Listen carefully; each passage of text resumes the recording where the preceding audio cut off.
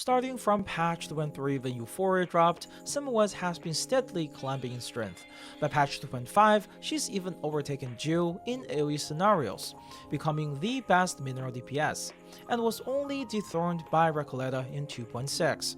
Since Semmelweis was given out for free during the first anniversary event, most of you probably have her. So despite of her not having an active banner right now, I think it's a great time to make a complete guide of her. Welcome to the Sim Veterans Complete Guide to Semmelweis. Semmelweis' kit revolves almost entirely around her ultimate. When she uses it, your whole team loses 20% of their current health, and Semmelweis creates an array that lasts for 3 turns. This array grants damage reduction to your team, along with up to 40% damage bonus based on each character's missing health.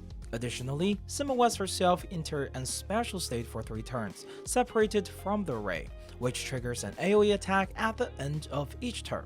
Every time the team loses HP from an ally's action during the state, Semmelweis gains a special stack, up to a maximum of 20, which greatly increases the damage of her next AoE attack.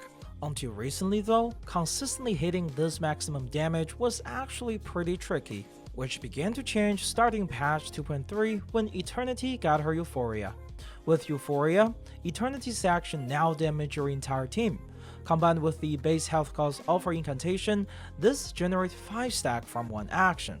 And since this counts as a direct attack, it also triggers Kakania's damage sharing effect, allowing each instance of damage to contribute an additional stack. This setup lets Semmelweis function at a basic level, but unfortunately, it's not a very strong team overall. The biggest problem is that this team severely lacks buffing support. On top of that, keeping your team's HP consistently above 50% threshold is tricky. If a teammate's health falls below 50%, Eternity's HP drain stops affecting them, meaning fewer stacks generated for Semmelweis. And then, Fatutu joined the game, and she completely transformed how Semmelweis' team work. Like Kakania, Fatutu also has a damage sharing mechanic, but hers is way stronger in this particular case. While Kakania only adds a bit less than double the stack by sharing damage herself, Fatutu spread damage across her entire team. This means every single hit from Eternity generates 3 extra stacks. Initially, I expected this would result in 16 total instances of damage, but it turns out Eternity's damage herself doesn't trigger Fatutu's effect, reducing the total slightly. Still, the setup makes stacking way faster, letting you max out Semmelweis' stack after just 2 actions from Eternity. Fatutu also solves another key issue, keeping your team's HP stable. I think we all know just how ridiculous Fatutu's healing can be. On top of that, because Semmelweis' AoE attack is treated as a follow-up, it fully benefits from Fatutu's debuff, granting a huge boost to damage and critical damage. Lastly, with Kakania out of picture, you now have room to bring in a stronger support character. For a single target scenario, Argus as always is your universal go-to. For AoE though, you have great option in either Flutter Page or Mercuria. One thing to note about them is that it can be difficult to hit the cosmic energy threshold on Mercuria with this team, and Flutter Page requires her ultimate active at all time to maintain a level 3 force field. The good thing is, a better option for all scenario will be here soon, because Pickles is getting his Euphoria next patch. Pickles' Euphoria is straightforward, place him behind a mineral character and he'll boost them even more effectively than Mercuria.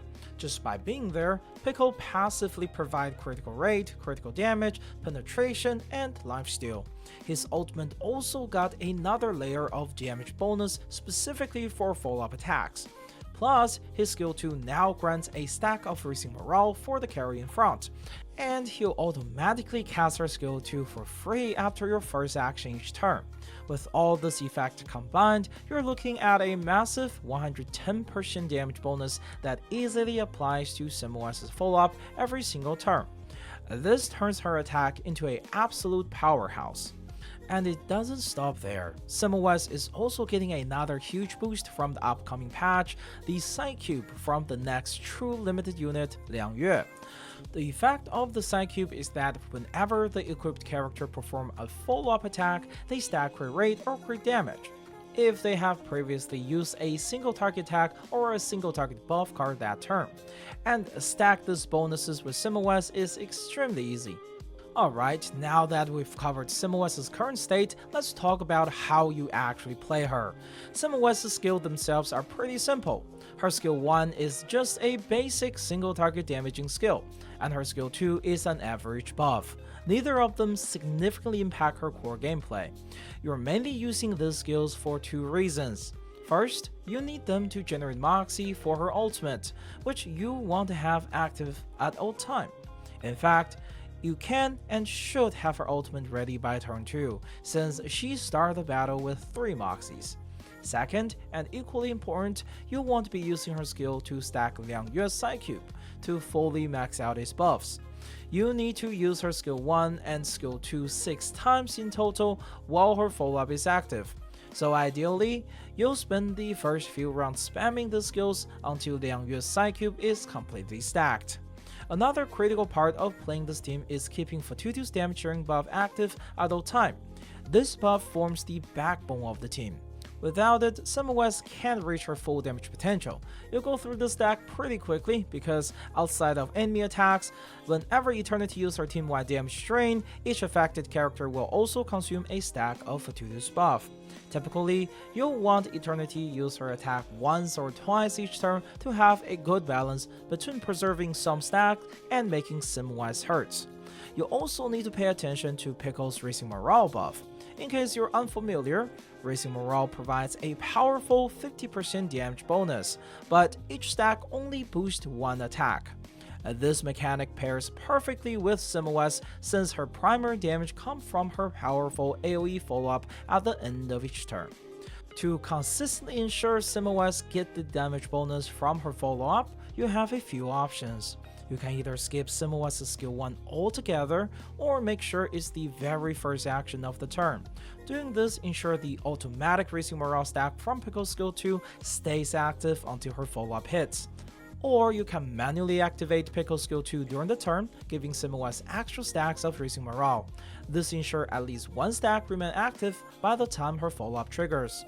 I know, all this might sound complicated, but trust me, it's a lot easier than it sounds once you actually start playing her. If you ever put this team together, you get the hang of it pretty quickly. Now let's get to the usual stuff. Her portraits are pretty simple. P1, P3, and P4 are pretty relevant for this playstyle. P2 and P5 are what significantly increase her damage. If you do get her to P5, her follow-up, aka where most of her damage comes from, deals roughly double the damage. For Resonance, you can just follow the standard setup here. Like most other follow-up attack triggered by ultimate, Semmelweis' damage actually scales from Incantation Might, not Ultimate Might. As for Psychube, we talked earlier about Liangyue's signature cube, and yes, it is her best in slot option. Semmelweis' personal Psychube from the roguelike is also solid, but it leans more heavily into Incantation Might, and with Semmelweis' Z-shaped resonance along with lower base crit stats, Liangyue's cube just provides way more consistency overall. And that's pretty much it. Semmelweis is a straightforward character who, oddly enough, just keeps getting stronger with every new character and euphoria added to the game. I'm not necessarily saying everyone should invest heavily in her right now, especially with Jill's recent euphoria giving her a big boost. She's also definitely not competitive against Recoleta, who's arriving soon. But at least for anyone trying to clear reveries as quickly as possible, this is absolutely the top mineral team you can run until then, especially with the mineral myth being pretty much tailor-made for her. So what do you guys think? Are you guys going to be building Semmelweis now that her team is pretty much ready? Let me know your plan in the comment down below.